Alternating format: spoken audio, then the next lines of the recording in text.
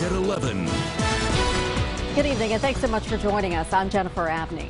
And I'm Rob Macco. There were protests across the Mountain State today over the death of George Floyd in Minneapolis police custody. Residents are banding together in support of the Black Lives Matter movement, including here in the capital city. 13 News reporter Lily Bradley was at that protest earlier this evening. She joins us live from downtown Charleston with all the details. Lily.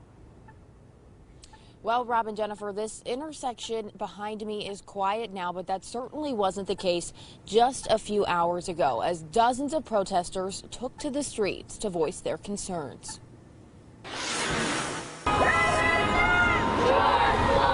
For the last 5 days, neighbors from Charleston's west side have been gathering at the corner of Virginia Street and Central Avenue. We have less value on our lives than a rock on the road. That's why Martise Washington and some of his neighbors are peacefully protesting. Because we believe that one day no kids are going to ever be fearful because their skin is black.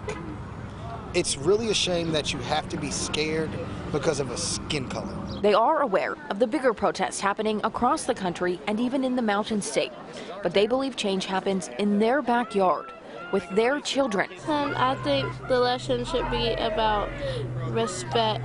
And in their homes.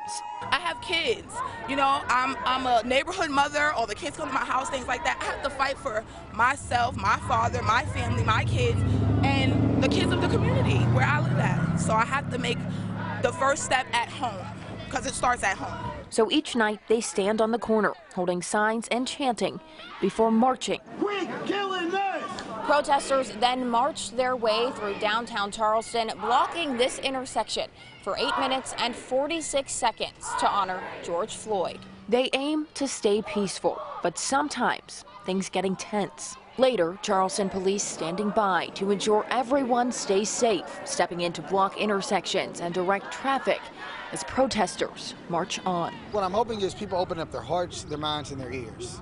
Listen to what we're saying. We matter! We matter!